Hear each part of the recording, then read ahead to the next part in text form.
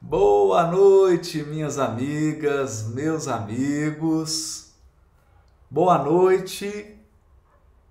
Tô vendo aqui já uma turma grande nos acompanhando aqui na live, no canal Espírita, toda quinta-feira, às 20 horas, a nossa live aqui no canal Espiritualidade e Vida. Né? Muita gente ficou em dúvida aí quanto ao dia e o horário da live, né? Mas a nossa live ela é toda quinta-feira, né?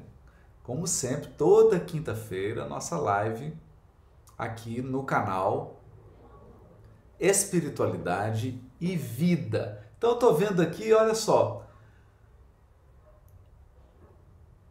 Bruno de BH, tem Rio de Janeiro, Teresópolis, Varginha, Minas Gerais, Cruz Alta, Rio Grande do Sul, Sevilha, na Espanha. O Diego Garcia fala de Sevilha, na Espanha. Que maravilha! Ítalo, de Fortaleza, Ceará, Ribeirão Preto, Itabapoana, São Bernardo do Campo. Que fantástico, né? Leopoldina, Minas Gerais, Alagoinhas, na Bahia. Temos aqui Estados Unidos. Que coisa maravilhosa, né? Sergipe, Nordeste aí com essa força maravilhosa. Vitória da Conquista, Bahia. Que coisa boa, olha. Então sejam todos muito bem-vindos. Hoje nós vamos dar continuidade aqui à nossa live espírita que estuda o livro Nosso Lar. O nosso propósito, a nossa intenção é estudar a série André Luiz como um todo, estudar a série na sequência, para que a gente possa aprender muito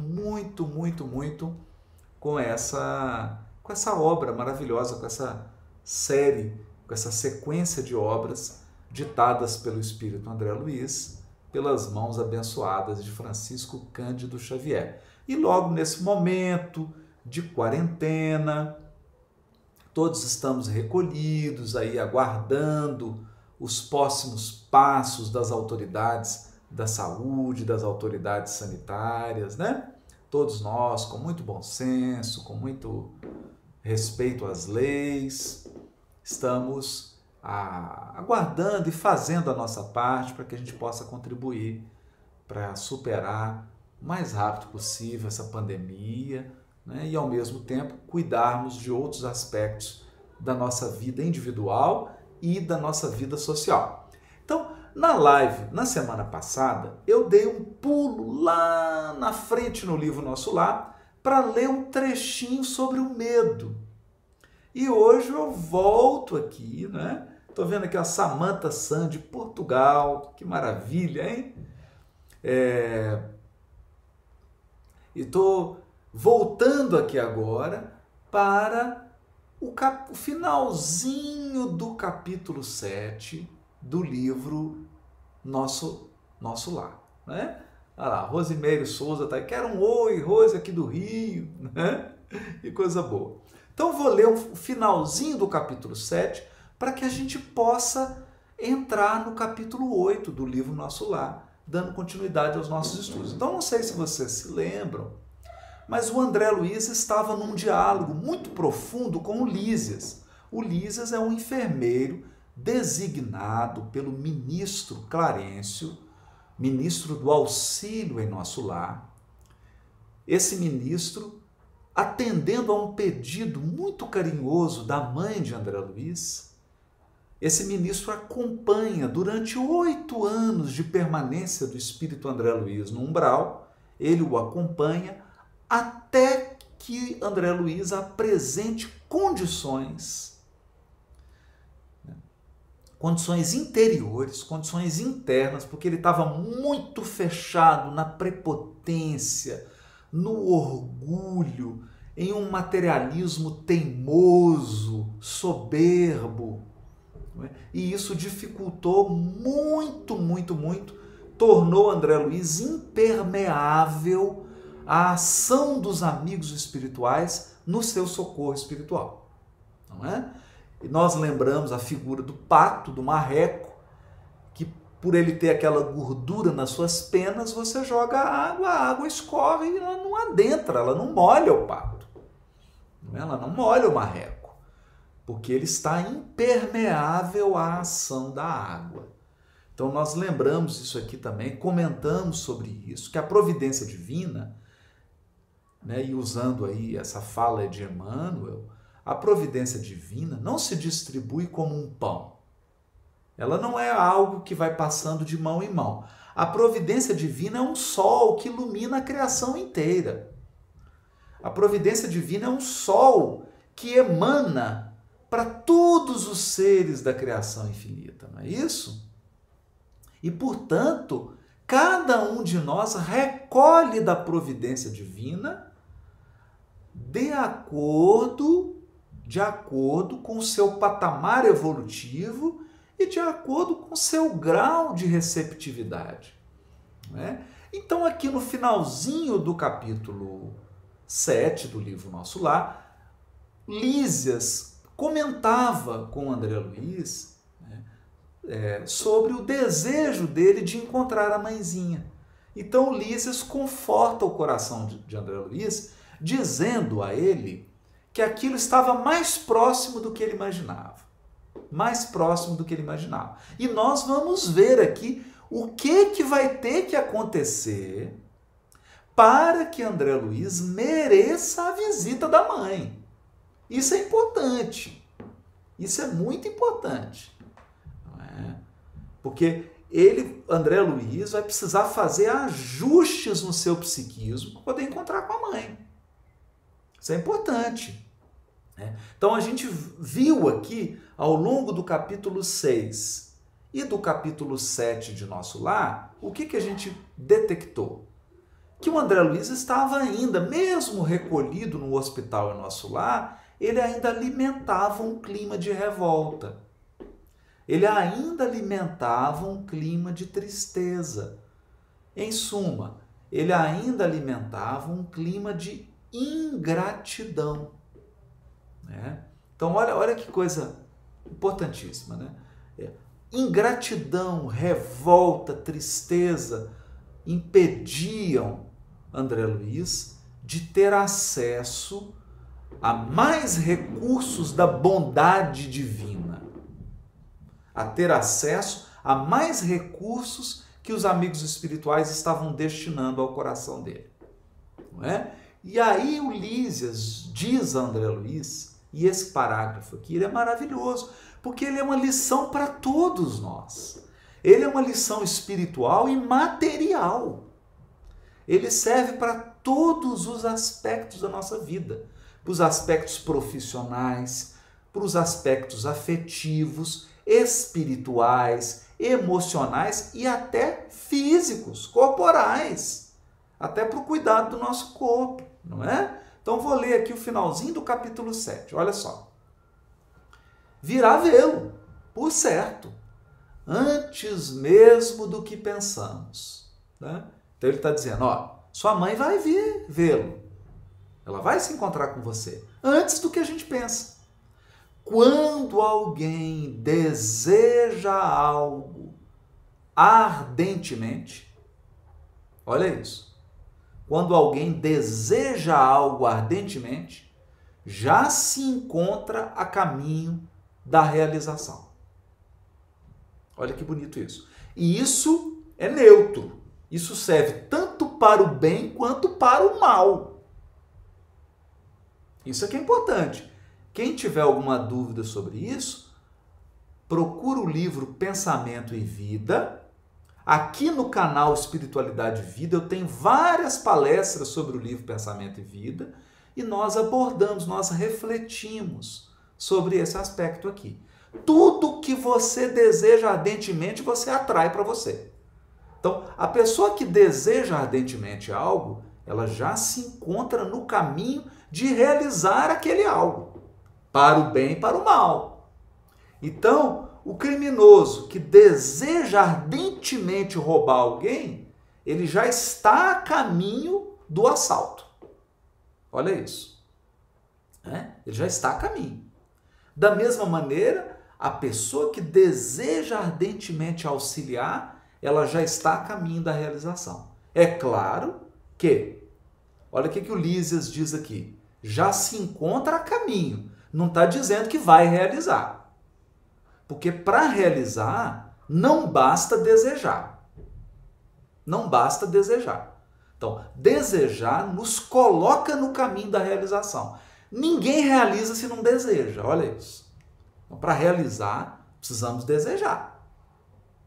E quanto mais difícil a realização, mais ardentemente a pessoa precisa desejar. Olha isso. Quanto mais complexa a realização, quanto mais difícil for a realização, mais ardentemente a pessoa precisa desejar. Mas não basta desejar. Depois ela precisa agir na intensidade correta, no momento correto e na frequência adequada. Não é? No ritmo adequado. Aí são outros elementos da realização de um propósito. Mas o primeiro elemento, o que nos coloca no caminho, é o desejo ardente. Não é? Tem você, nesse particular, a lição do próprio caso. Anos a fio rolou como pluma, albergando o medo, as tristezas e desilusões. Olha isso. Então, o que o Lísias está dizendo para ele? O tempo que ele ficou no umbral, 8 anos, por que que ficou tanto tempo? Por quê? Porque ele alimentou com o seu desejo, e o desejo é um dos elementos da mente, né? Tá lá no Pensamento e Vida. Desejo é um dos departamentos. Tem lá a imaginação, a vontade, são departamentos da mente. O desejo é um deles. Então ele desejou o quê? Medo, tristeza, desilusão. Ele ficou num ciclo vicioso, alimentando e fortalecendo essas emoções. Então são emoções importantes. A tristeza é uma emoção importante, ela é útil na evolução. O medo é importante. A desilusão é importante porque ela ensina, ela traz experiência. Mas se eu alimento em excesso, eu entro num ciclo vicioso e aí aquilo se torna prejudicial, né? Então a Nancy Gorski está dizendo aqui, seria uma monoideia? Exatamente. Eu fico martelando aquela ideia, martelando aquela mesma ideia, então eu não consigo mais me desvincular daquele processo obsessivo e viciado que é esse quadro mórbido dessas emoções, né? Passa da conta, então fica excessivo. Tudo que passa da conta se torna prejudicial. Passou da conta, se tornou prejudicial. Mas aí o Lísias conclui, mas quando você mentalizou firmemente a necessidade de receber o auxílio divino, você dilatou o padrão vibratório da mente e alcançou a visão e o socorro. Olha isso. Não é? Então ele dilatou a visão. Isso é muito importante, porque o Clarencio estava ao lado dele com frequência há 8 anos, mas ele não enxergava. Ele não enxergava. Por quê? Porque a visão estava obscurecida. A visão espiritual estava estreita. Estreita. Então, minhas amigas, né, meus amigos, esse é um dos elementos mais fortes no atraso da nossa evolução. A limitação da nossa visão. A gente fica com a visão estreita. E aí alguém vai me perguntar assim, Haroldo, e como que eu faço para ampliar a minha visão? Como é que eu faço para dilatar o padrão vibratório da minha mente? Usando as expressões de Lísias. Dilatar o padrão vibratório da minha mente. Bom, tem várias coisas. Eu não vou falar aqui em ordem, vou falar numa ordem aleatória. Não é?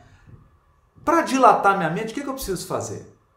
Uma das coisas que eu preciso fazer, ora, eu preciso aprender coisas novas e mais elevadas. Vocês concordam?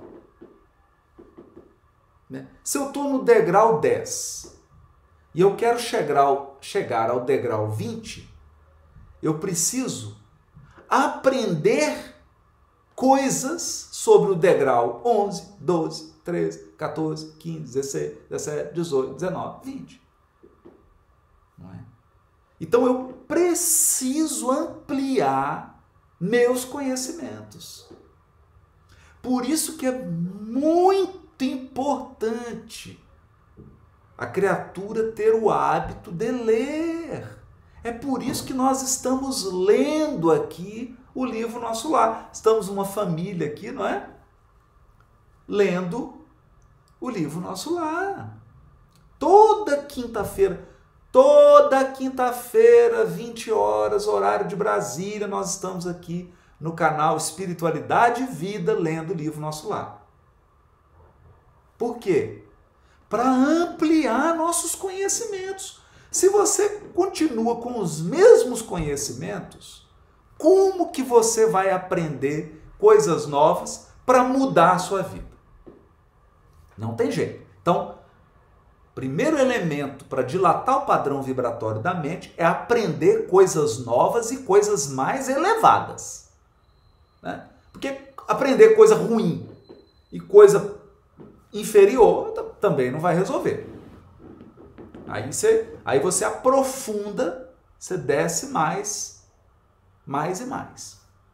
Então precisamos aprender coisas novas e superiores. Então, leitura, uma palestra, um contato, uma conversa, aprender a ouvir, né? Colocar para funcionar os dois ouvidos, né? Ouvir, aprender, observar, ler.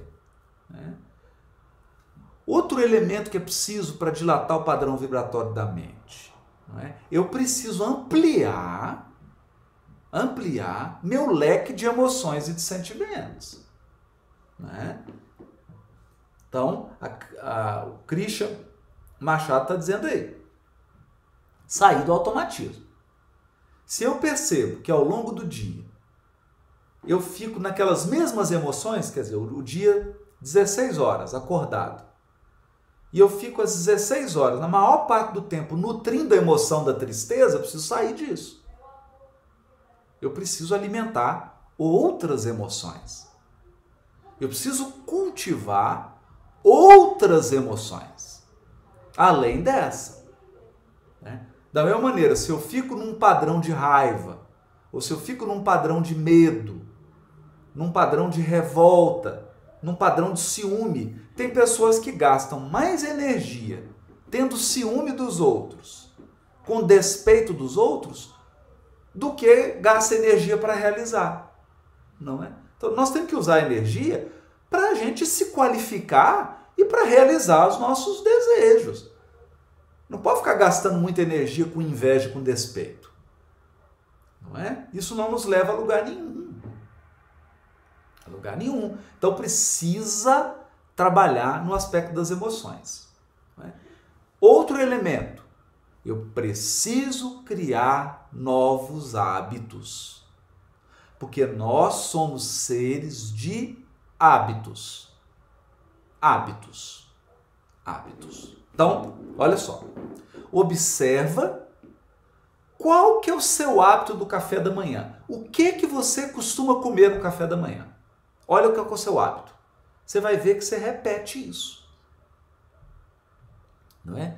Então, se não for um hábito saudável, não é? E até uma vez eu li num livro que dizia assim, né? Observa o que a pessoa faz quando ela acorda e você tem uma ideia de hábitos fundamentais dela. Olha que interessante.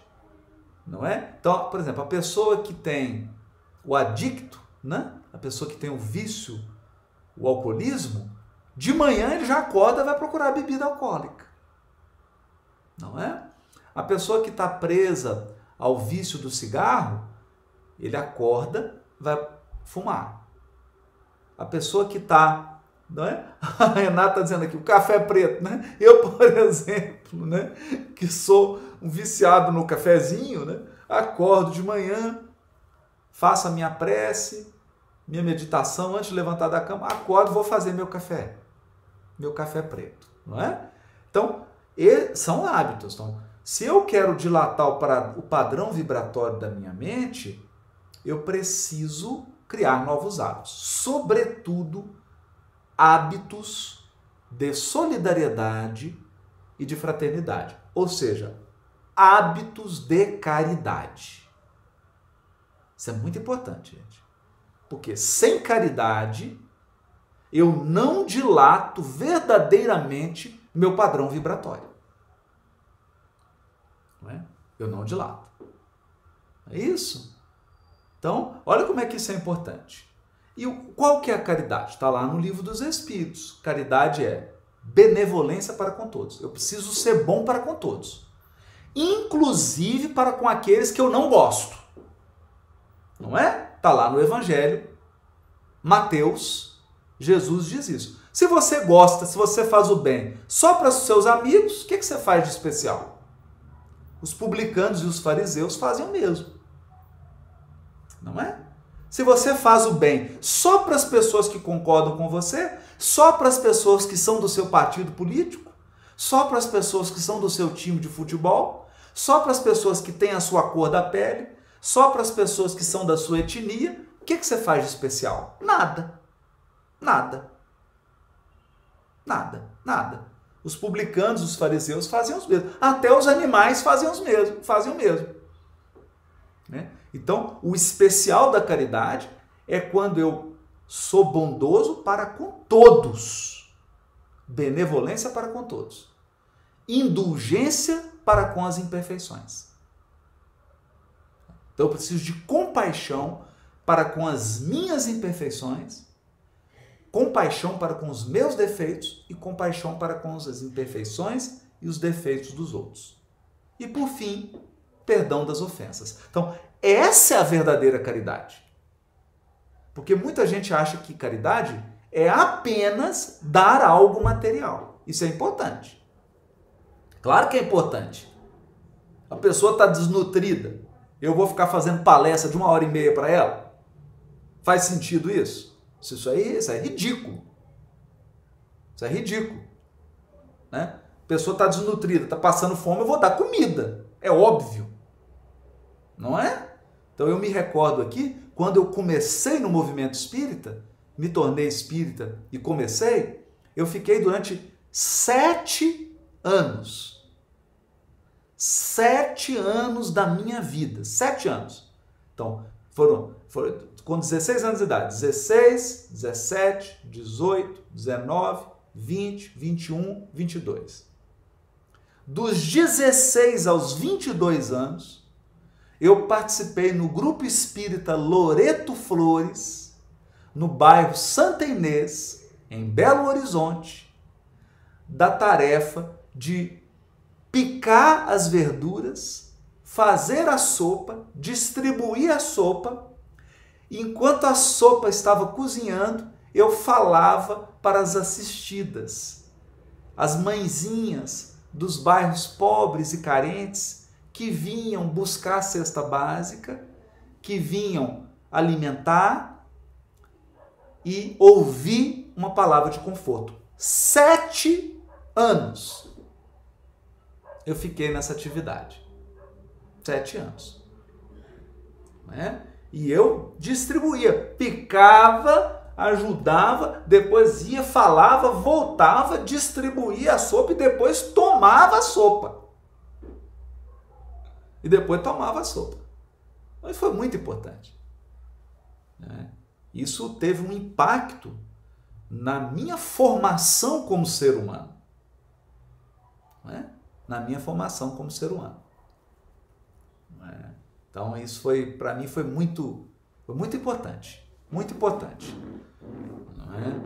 E visitávamos os bairros carentes, tínhamos um trabalho de visita aos bairros carentes. Então foi uma lição para mim, né? Aprendi com tantas pessoas, seu Onofre, seu Laumir, Roberto Proença, a turma do Clóvis, a turma toda aqui, e, né? Maria Helena, Dona Malvina, tá? A turma lá que cozinhava, que fazia, meu Deus, era um momento, que coisa feliz, né? Que feliz, foi muito bom. Então, claro, a pessoa está com fome, eu vou dar sopa. Mas nem sempre é o material. Às vezes a caridade, hoje principalmente, a caridade é uma palavra. Uma palavra. É uma palavra que você diz. Né? Algo que você ouvi. Às vezes a caridade é ouvir, você não fala nada. Você ouve, presta atenção, fala, mas me conta, o que você está sentindo? E aquilo para a pessoa é um bálsamo na vida dela. Perceberam, gente? Mas eu preciso incorporar hábitos de caridade na minha vida. Eu preciso incorporar hábitos de caridade na minha vida. Não é? Então isso para mim foi... Eu me lembro aqui de outras atividades também. Eu visitava a colônia de leprosos, colônia Santa Isabel. Estava todo, de 15 em 15 dias. Nós íamos lá na colônia visitar os leprosos. Né? Visitávamos o Hospital do Câncer Infantil, não é? E aí, como eu toco violão, tinha o meu amigo João Nélio, mais a turma, a gente levava o violão, tocava para as crianças, animava. Criancinha com 4, 5 anos com câncer. Não é? E quem foram beneficiados? Eles? Eu! Quem mais recebeu fui eu. Mais recebeu fui eu, né? Aquilo depurou minhas imperfeições, aquilo me ajudou demais, né? Demais. Então, vamos lá. Então, ampliar o padrão vibratório. Eu preciso aprender coisas novas. Preciso aprender, ler, ouvir, assistir um vídeo. É por isso que a gente tem aqui o canal Espiritualidade e Vida. Né? Canal aqui tem mais de 600 horas. Não tem desculpa. Tá de graça aqui, a pessoa pode ouvir. Né? Tá na quarentena. Haja quarentena. Não é? Você ficar um ano na quarentena só assistindo palestra aqui, não vai dar conta de assistir todas as palestras que tem. Então precisa aprender coisas novas. Preciso criar hábitos novos, hábito de caridade, e preciso dilatar também o campo das minhas emoções. Não é? A Marta Almeida está dizendo, sim, Haroldo, e eu já vi tudo, às 600 horas. Parabéns, Marta. Que bacana. Que bacana, né? Coisa boa. Eu também aprendo, às vezes eu volto nos vídeos aqui para ouvir, né? Porque a gente fala, às vezes faz palestras, tá sob a inspiração espiritual, depois eu volto para ouvir, né? Depois eu volto para ouvir. É muito bacana, né? Então, precisa ampliar. E é isso que o Lisa está dizendo para o André Luiz. O que ele está dizendo para ele? Olha, meu amigo, cuida da sua mente. Gente, eu queria dar um apelo aqui. Um apelo. Lavar as mãos? Claro. Usar o álcool gel? Claro. Respeitar a quarentena? Claro.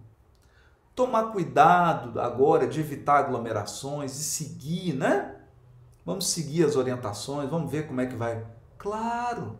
Mas e a sua mente? E a higiene da sua mente?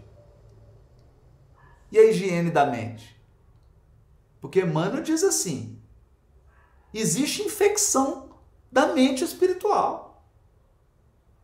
Existem doenças da mente espiritual. Não é?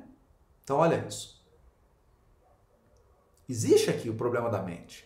Eu posso ficar o dia inteiro aqui alimentando medo. O que isso vai fazer comigo? Vai me deixar frágil. Vai fragilizar meu sistema imunológico. Não é? Aí a pessoa fala, o Aulas que está fazendo uma pergunta bacana, e os traumas? Então, procurar uma psicoterapia. Procurar o psiquiatra. Procurar a assistência espiritual na casa espírita. Vou procurar ajuda. E além disso, para quem tem trauma, eu falo por mim, além da psicoterapia, além do tratamento psiquiátrico, além da orientação espiritual, tem um outro componente para vencer trauma, viu, Cris? Tem outro. Caridade. Porque não tem coisa melhor para cicatrizar nossas dores do que entrar em contato com a dor dos outros. Olha o que eu estou dizendo, gente. Eu já saí da minha casa, da minha casinha, deixando família, deixando os filhos, para poder fazer uma viagem, fazer a palestra espírita, voluntária, gratuita, como tem que ser. E fui. E vivendo momentos difíceis, tristes. Aí chegava, fazia palestra, ia atender. Aí chegava uma pessoa e dizia assim, eu perdi meu marido e todos os meus filhos num acidente de automóvel e a sua palestra me ajudou, me salvou. E aquela pessoa não sabia que naquele momento ela estava me ajudando. Naquele momento, ela estava cicatrizando uma ferida minha. Então, interagir e ver a dor do outro nos faz humanos. Há trocas de vibrações. Porque os amigos espirituais aproveitam esses momentos da caridade para ajudar a ambos. Quem está recebendo a caridade e quem está doando a caridade. Não é? Então, eu vou dizer uma coisa. Eu hoje vou fazer uma afirmação aqui séria, mas eu tenho absoluta convicção. Eu não acredito na cicatrização verdadeira de um trauma sem que a pessoa se envolva num trabalho no bem. Eu não acredito. Psicoterapia é importante? Mas é importantíssimo. Importantíssimo. Importantíssimo. Tem determinados traumas que a pessoa só consegue superar com a ajuda de um profissional sério. Isso é importante ser dito. Para a gente não ficar com orgulho. Ah, eu não procuro ninguém, eu não preciso de ajuda. Não, tem isso não. Tem certas coisas que nós temos que procurar um profissional, porque só com um profissional para nos ajudar. Mas, se a pessoa não se engajar num trabalho no bem, onde ela tenha contato com a dor do outro, o que acontece? Você superestima a sua própria dor. Percebe, gente? E eu estou dizendo isso porque eu já passei maus bocados. Mas você está passando dificuldade aqui. Você vai lá no hospital e vê uma criança de 4 anos com câncer terminal. Aí você olha para uma criança de 4 anos com câncer terminal. Aí você toca o violãozinho para ela, canta e fala, meu Deus do céu, onde que eu tô com a cabeça? Por que eu tô desanimando? E aí o que acontece? Desperta um leão ou uma leoa, né? Desperta uma leoa, desperta um leão dentro de você. Não é? Você se torna forte. Você adquire uma força. Por quê? Porque você viu a dor do outro. Porque se você fica só trancado no seu cantinho, só olhando para a dor, você vai achar que você é a pessoa mais sofredora do mundo. E não é. Não é. Não é. Não é. Tem sempre alguém numa situação mais grave do que a sua. Muito, muito, muito mais grave do que a sua. Né? Então, isso que nós precisamos pensar nisso. Não é? Olha, a Cláudia Azevedo está dizendo aqui, eu fiquei 6 meses num estágio voluntário no hospital na ala de oncologia infantil e sei o que você está falando. Não é verdade, Cláudia? O depoimento aqui da Cláudia Azevedo. Tá vendo? Não é verdade? Não é? Então a gente olha, nossa, nós precisamos disso. A solidariedade tem isso. Né? Você começa a entrar em contato com a dor do outro, você fala, meu Deus, que situação. Não é? Então a gente tem uma força, gente, é assim. É assim. Não é? Então, quando a gente olha isso, por exemplo, eu estava aqui preocupado, a gente está preocupado com essa situação da quarentena e tudo, né? Aí ligou meu pai aqui, chorando, dizendo assim, meu filho, eu fui obrigado a fechar a pizzaria. Porque com a quarentena não tem cliente, não venda nada. Como é que eu vou pagar as despesas? Como é que eu vou pagar? Eu estou tendo que fazer o acerto com todo mundo, vou ter que fechar até voltar à normalidade. Então, olha isso.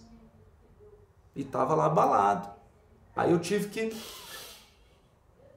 segurar, encontrar força e falar, não, pai, vai dar, não, isso é temporário, vamos ter confiança, vamos ter fé. E conversei, fiquei conversando com ele, aí depois de uma meia hora ele já estava mais animado, agora nós estamos conversando e aí tendo esperança de que vai resolver, de uma maneira isso vai resolver. Percebe, gente? Então assim, então a gente precisa olhar para o lado, né? Precisa olhar para o lado. Precisa olhar. Que é esse sentimento de solidariedade, né? A Arimar Bezerra da Cunha está dizendo, sou voluntário no Hospital de Oncologia, mas é de adulto. É gratificante, me ajuda muito, muito, muito, muito. Isso. Então, é isso que o Lísia estava dizendo para o André Luiz aqui. Porque o que estava acontecendo com o André Luiz aqui? Gente, deixa eu só voltar aqui, senão todo mundo vai achar que eu desviei, né? Não. O que o Lísias está dizendo aqui? Olha isso aqui, gente. O Lísias é um enfermeiro. Ele está trabalhando, ajudando. O André Luiz foi recolhido no umbral. Ele está lá no hospital, num leito limpinho, tudo arrumadinho e reclamando da vida. Foi recolhido, foi levado para nosso lar, está num leito limpinho, um enfermeiro do lado dele, recebendo todo auxílio e reclamando. Ah, coitado de mim, Deus me esqueceu. Então aqui o Lísias está com carinho, o Lísias está com jeitinho, tentando dizer para ele, falando, meu amigo, não é? Acorda para a vida, amplia, né? Dilata o padrão vibratório da sua mente, olha para o lado, tira o olho do umbigo, olha para o lado, não é? Então, é isso que o Lísias está dizendo para ele. E aí o que aconteceu? Olhos brilhantes, encorajado pelo esclarecimento recebido, exclamei resoluto, desejarei então com todas as minhas forças, ela virá. É isso, que coisa linda, né?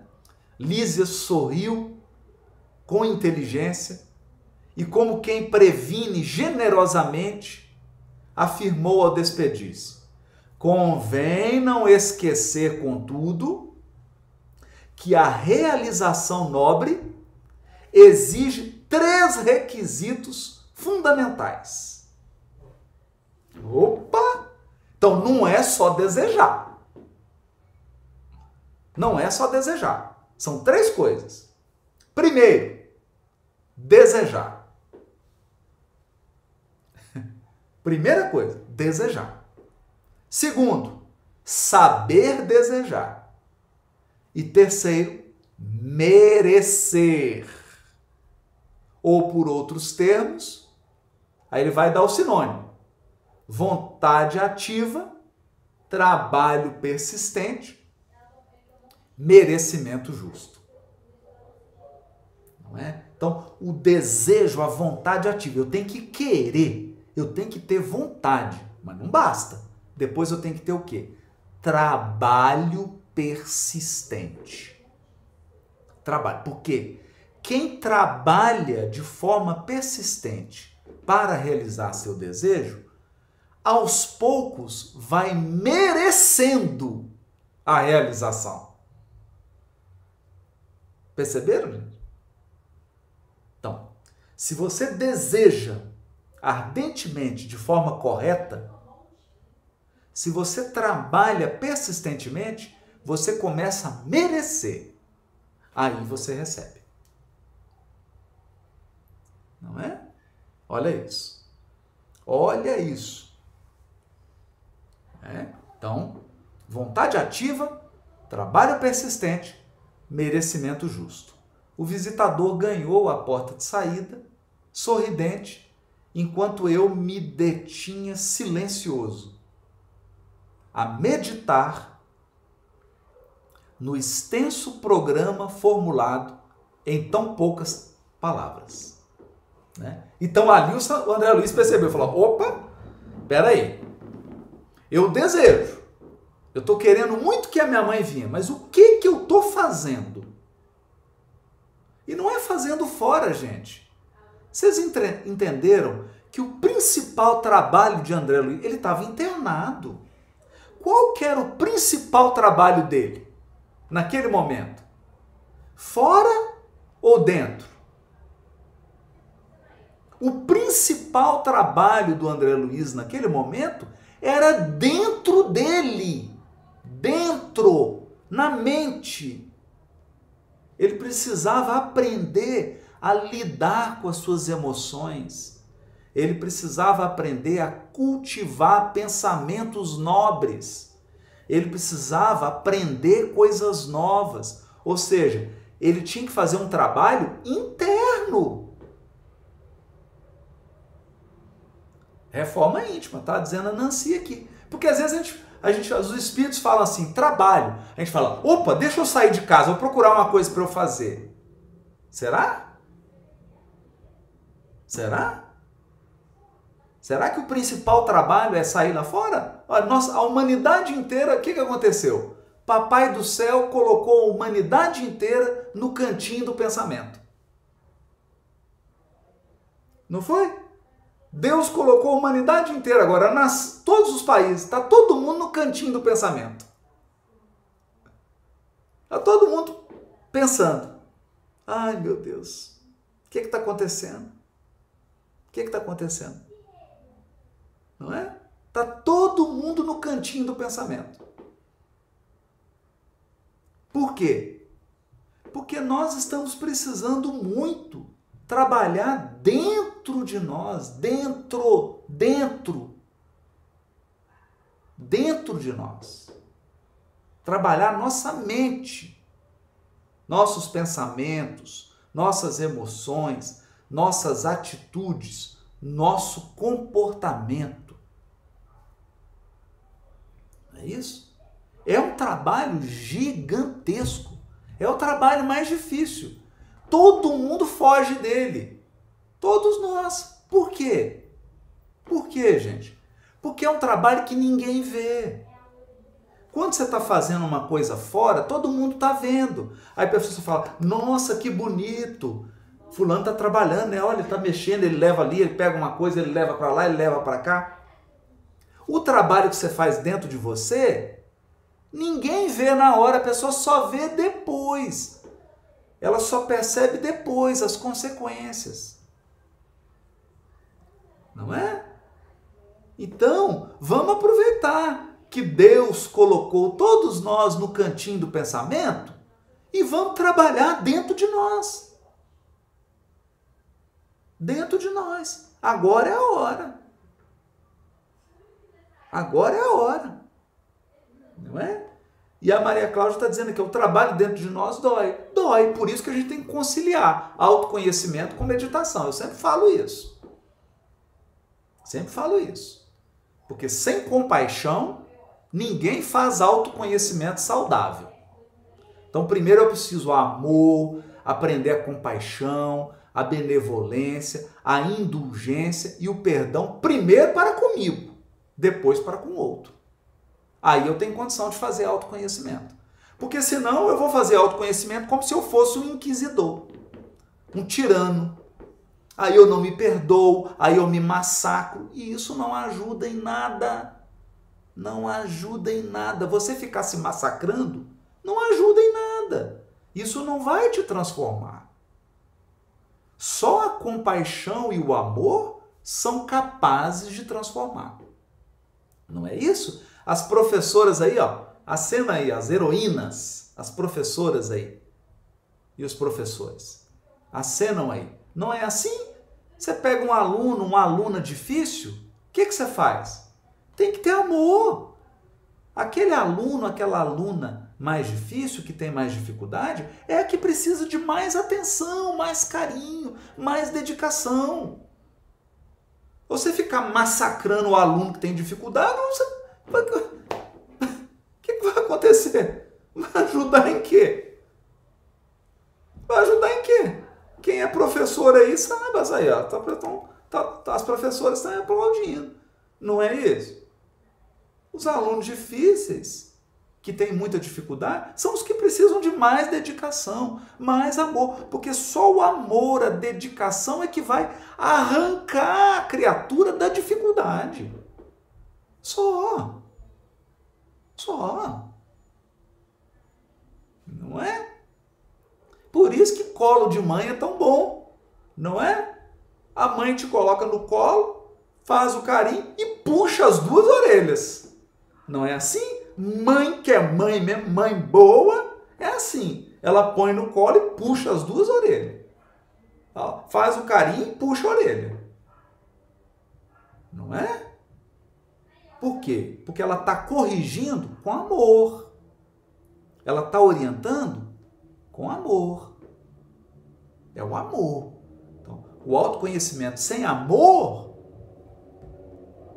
é o inferno, não ajuda em nada. Não ajuda em nada. Não é? O que eu estou mais acostumado a ver, principalmente no movimento espírita. Principalmente no movimento espírita. O que eu estou mais acostumado a ver é gente fazendo autoconhecimento e deprimida. Fazendo jornada de autoconhecimento e deprimido. Por quê? Por quê? Porque ele não tem compaixão. Não consegue se perdoar, não consegue ser benevolente, não consegue ser indulgente. Aí fica deprimido, fica moralista. Não é? Aí é um autoconhecimento moralista. Vira uma inquisição, em que eu fico vigiando a mim e os outros, condenando a mim e condenando aos outros. Não é isso? Estou cansado de ver isso. Tem gente que fica o dia inteiro na internet.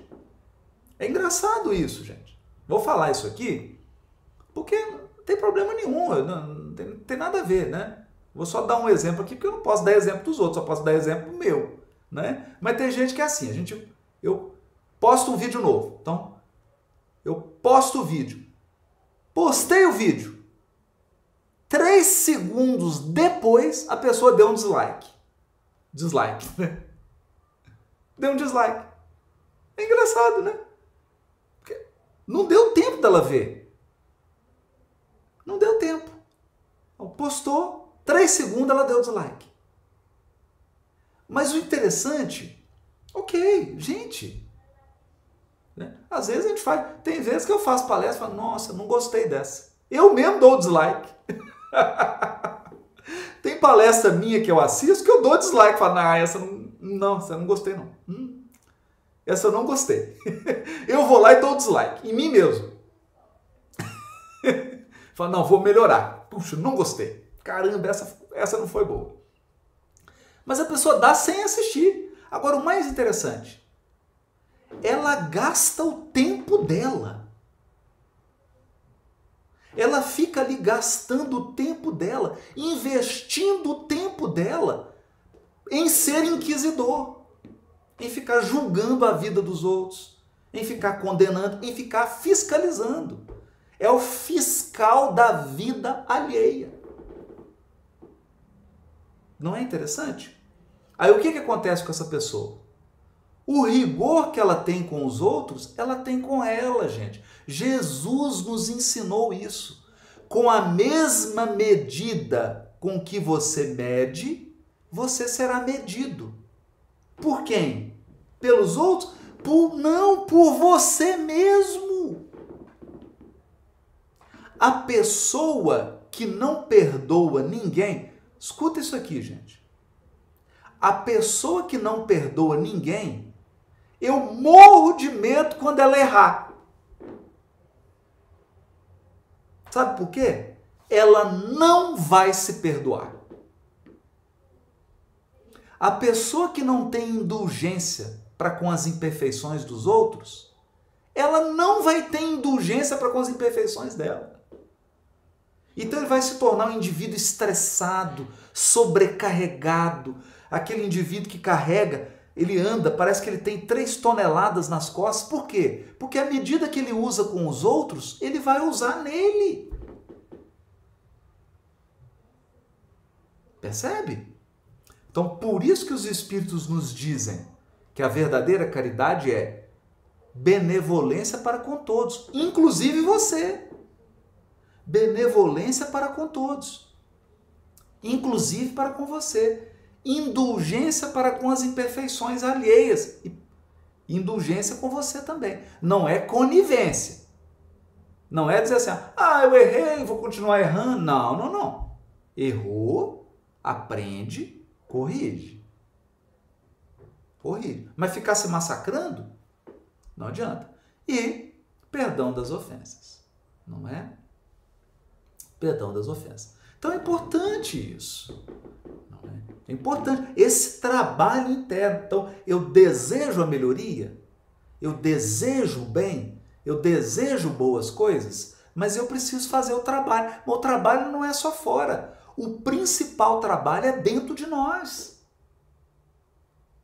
Eu preciso trabalhar dentro de mim, porque, gente, é impressionante. A coisa mais difícil que eu percebo, às vezes a pessoa deseja algo, ela realiza. Quando ela conquista, ela não dá conta da conquista. Aí o que ela faz? Ela boicota a própria conquista. Por quê? Porque ela acha que não merece. Ela acha que não merece. Por isso aqui o programa do Lísias. Você precisa desejar ardentemente e desejar de forma correta, não é? Desejar boas coisas. Trabalhar de forma persistente e principalmente trabalhar dentro, na mente, no coração, para você merecer. Porque aí, quando você conquistar, você trabalhou dentro de você. Então você vai sentir assim, eu mereço. Sua consciência vai dizer, eu mereço. Eu mereço. E aí, você vai poder usufruir. Vai poder usufruir. Não é mesmo? Então, nós encerramos aqui o capítulo 7. Semana que vem, quinta-feira, às 20 horas, horário de Brasília, quinta-feira que vem, tá, gente? Porque tem uma pessoa perguntando, e a live? A live? Eu falo, é toda quinta-feira, às 20 horas, horário de Brasília, né? Então vamos lá agora, vamos encerrar, não é mesmo? Eu queria só dizer para vocês que a gente está com o programa de orações, né? Quem não teve oportunidade de ver ainda, nós estamos com um programa de orações aqui no canal Espiritualidade e Vida. Todos os dias, 5 para 6, a gente posta uma oração nova, para que todos possam fazer uma oração, possam sintonizar, possam dilatar a sua vibração espiritual, né? Dilatar o campo vibratório da sua mente, né? E começar o dia de uma maneira saudável, trabalhando aqui, ó, aqui dentro. É mesmo? Então, muita paz para todos, muita paz. Que Jesus possa aí abençoar a todos nós e que nós possamos, de uma maneira saudável, com a mente bem cuidada, com a mente tratada, atravessar esses momentos aí da quarentena e sairmos fortes e preparados para os outros desafios que virão pela frente, né? Desafios econômicos, desafios sociais, e nós vamos enfrentá-los todos com serenidade, com bom senso, com fé raciocinada e bom senso, que são as lições que Allan Kardec nos deixou. Fé raciocinada e bom senso. Um beijo para todos, boa noite para todos.